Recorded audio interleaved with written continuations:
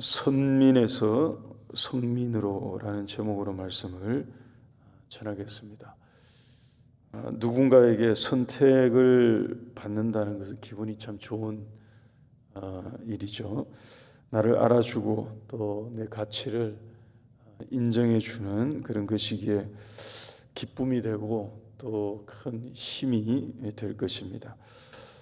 사람이 사람에게 선택을 받아서 어떤 자리에 앉게 되고 또 스타가 되고 주목을 받게 되어도 이게 굉장한 일이고 또 어떤 경우에는 가문의 큰 영광일 것인데요.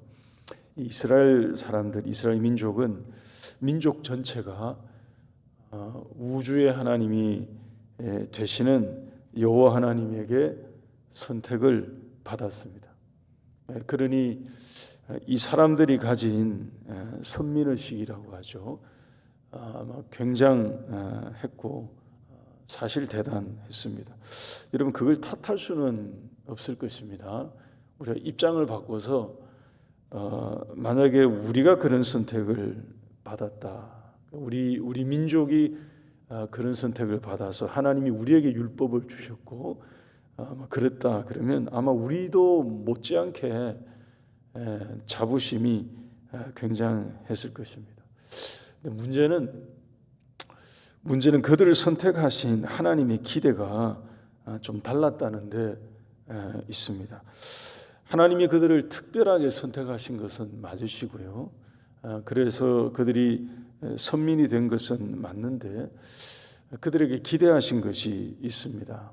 당연히 선민의식, 정체성일 텐데 그런 것도 갖게 하십니다만 그 이전에 하나님께서는 그들에게 기대하신 것이 있는데 그것은 바로 그들이 하나님의 선민이 되었기 때문에 모든 것보다 하나님의 성민이 되라고 말씀하신 것입니다. 6절 말씀 한번 보십시오. 오늘 본문 6절 보시면 이게 7장 전체 요절과 같은 말씀입니다. 너는 여호와 내 하나님의 성민이라.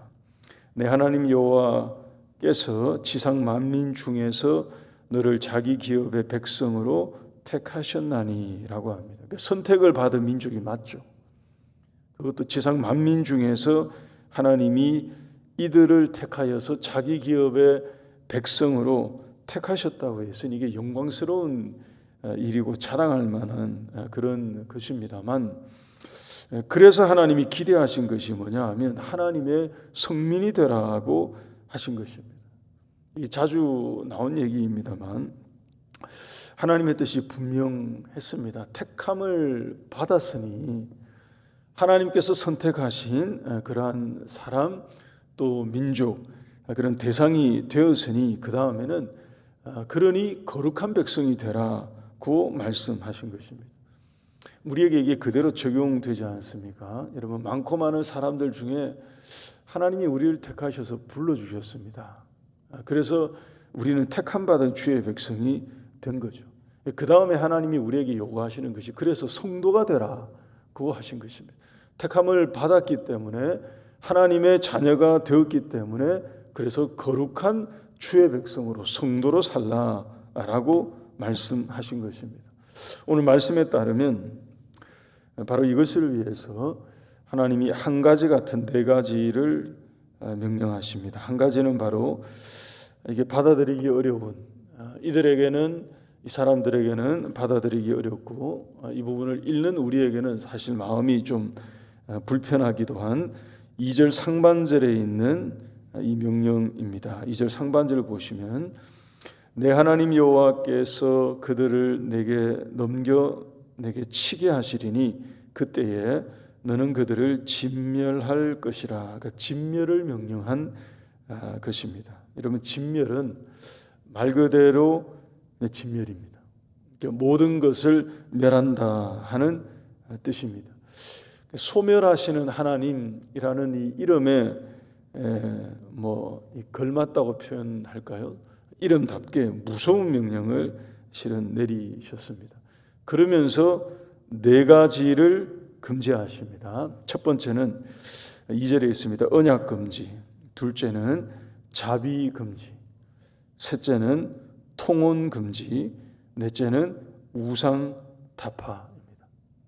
2절 중간에 보면 그들과 어떤 언약도 하지 말라. 그 언약을 금하신 것입니다. 그 다음에 그들을 불쌍히 여기지도 말라고 하십니다. 이게 긍휼, 자비 이런 것을 행하지 말라고 하신 거죠. 3절 말씀에는 그들과 혼인하지 말라고 했습니다. 그리고 5절에는 오직 너희가 그들에게 행할 것은 이러하니 그들의 제단, 주상, 아세라 목상, 조각한 우상을 다 불사르라고 명령하셨습니다. 여러분, 이것은 사회적인 모든 관계, 그리고 영적인 모든 관계, 그리고 경제적인 모든 관계로부터 완전히 구별되는 구별을 의미합니다. 하나님의 거룩에 대한 이해가 없으면 이게 이해하기가 어려운 그런 수준이죠. 그런 요구입니다. 하나님의 거룩이 어떤 것인지에 대한 이해가 먼저 있지 않으면 받아들이기 어려운 너무 강한 요구이죠. 그 하나님의 거룩을 그대로 적용해서 선민이 되게 하려고 하신다. 그럴 때 이게 이제 하나님이 기대하시는 그런 수준과 같은 그런 것입니다. 여러분, 우리가 하나님과 맺고 있는 우리의 언약을, 하나님과 맺은 우리의 언약을 먼저 생각하지 않으면 이 말씀은 정말로 우리가 받아들이기 어려운 그런 것이 될 것입니다. 몇 번 말씀을 드렸습니다. 여러분, 하나님이 제정하신 결혼은 일부 일처입니다. 그러니까 하나님이 제정하신 제도, 시작하신 우리에게 허락하신 그 결혼 제도는 일부 일처입니다. 그 사이에 일부 일처 그 사이에 어떤 것도 남편 비슷한 그리고 아내 비슷한 것의 존재가 있어서는 안 되는 것입니다. 근데 여러분, 만약에 요즘 흔히 젊은 사람들 또 요즘 전반적으로 다 그런 얘기들은 하지 않습니까? 여사친, 남사친 이런 용어들을 사용합니다. 만약에 여러분 결혼한 이후에 내 배우자에게 이성 친구가 있다고 하십시다.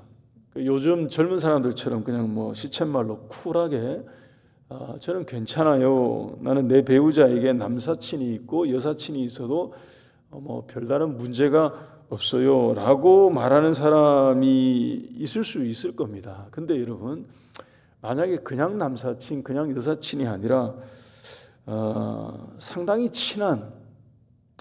굉장히 친한 남사친, 여사친이 있다고 하면 부부 사이에 이게 신경이 쓰이고 문제가 되고요. 또 오해가 쌓이고 정상적인 결혼 관계에서는 이게 부부 사이가 아주 좋고 정상적인 사이에서는 이게 용납이 안 되는 그런 문제로 발전할 가능성이 굉장히 크죠. 이게 자칫 잘못하면 이게 큰 문제 될 수 있는 그런 일이 될 것입니다. 아마 이게 용납이 안 된다고 말하는 분들이 정상적인 관계에서는 그게 맞을 거예요.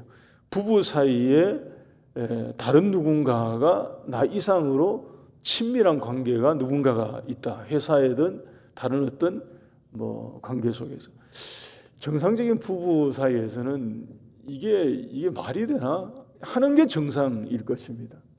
여러분, 그런 그림을 가지고 이 본문을 보게 되면 이렇게 말씀하시는 하나님의 심정이 어떤 것인지 이해가 좀 되실 겁니다.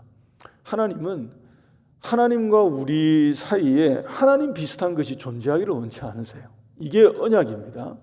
이게 하나님과 우리가 맺은 언약이에요. 성경에 투영되어 있는 아버지와 자녀의 관계 사이에 아버지 말고 아버지 비슷한 뭐가 있고, 이게 성경에 투영된 혼인관계, 결혼관계, 성경에서 결혼관계를 굉장히 중요하신 영적인 이유가 여기에 있습니다. 하나님과 우리 사이에 하나님은 하나님 비슷한 것이 존재하는 것을 용납하지 않으십니다. 그러니까 결혼을 했으면 이런 거죠. 결혼을 했으면 과거가 되었던 주변이 되었던 깨끗하게 정리되어 있기를 바라는 것이 당연한 마음인 것입니다. 더군다나 여러분, 하나님은 거룩하신 분이십니다. 절대적으로 거룩하신 분이죠. 하나님이 거룩이십니다. 하나님 자체가 거룩의 기준이십니다. 그러니 본문의 이 요구는 여러분, 그 관점과 그림을 투영하면 굉장히 정당하고요, 그리고 합당하고 있어야 되는 명령이 되는 것입니다. 하나님은 아십니다. 4절 말씀을 한번 보십시오. 오늘 본문 4절 보시면 하나님은 이것을 아셔요. 장래에 도래하게 될 이러한 파국을 미리 예지하시고 피할 길을 미리 제시해 주신 것과 같습니다. 그가 내 아들을 유혹하여 그가 여호와를 떠나고 다른 신들을 섬기게 함으로 여호와께서 너희에게 진노하사 갑자기 너희를 멸하실 것임이니라. 그러니까 언약 금지, 자비 금지, 통혼 금지, 우상 타파가 지금 이 시점에서 이들에게는, 이스라엘 백성들에게는 가나안에 들어가기 전 이 시점에서는 굉장히 무자비하게 들리고 가혹하게 들리는 이해할 수 없는 처사였겠습니다만, 하나님은 우리 사람의 연약함과 한계를 아시죠. 그래서 미리 알려주시는 것입니다. 하나님과 이 이스라엘 백성들 사이에 언약을 깨트릴 수 있는 위험이 있다는 것을 보셨기 때문에 이런 명령을 주신 것입니다. 선민이 되었다면 성민이 되어서 거룩하게 구별된 백성으로 살라 하는 명령을 주신 것입니다. 결국 결말은 이런 거죠, 여러분. 지금 진멸하지 않으면 하나님 앞에서 이들 자신이 진멸될 수 있다 하는 것을 경고해 주신 것입니다.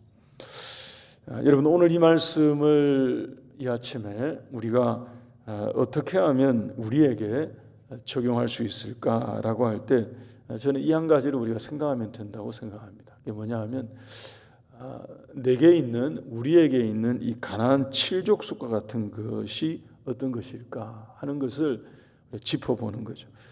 우리에게 해당되는 가나안의 이 7족속과 같은 것을 우리가 알고 우리의 삶에서 이것을 청소하는 일을, 소재하는 일을 시작하면 될 것입니다. 다음에 세 구절을 우리 같이 보고 기도하십시다. 화면 한번 봐주시죠. 여기에 있는 이 세 구절을 우리가 기억하고 기도하시면 되겠습니다. 요한일서 2장 15절, 야고보서 4장 4절, 골로새서 3장 5절과 같은 이런 말씀입니다. 요한일서 2장 15절만 같이 한번 읽으실까요? 첫 번째 것만 우리 함께 읽겠습니다. 시작. 이 세상이나 세상에 있는 것들을 사랑하지 말라. 누구든지 세상을 사랑하면 아버지의 사랑이 그 안에 있지 아니하나. 여러분, 야고보서 4장 4절은 제가 한번 읽어드리겠습니다. 가늠한 여인들아, 세상과 벗된 것이 하나님과 원수됨을 알지 못하느냐. 그런즉 누구든지 세상과 벗이 되고자 하는 자는 스스로 하나님과 원수 되는 것이니라. 하나님이 구약에서 가나안의 7족속을 말씀하신 게 이런 거구나 하는 것을 우리가 신약에 오면 짚을 수 있습니다. 이런 게 우리에게, 지금 이 시대를 살고 있는 우리에게 가나안 7족속에 해당될 것입니다. 여러분, 오늘도 우리가 이 중에서 몇 개씩 찾아서 우리의 삶에 깨끗하게 치우고 소재하고 청소하며 살아가는 거룩한 주의 자녀로 하루하루 살아가는 우리 모두가 될 수 있기를 바랍니다. 기도하십시다.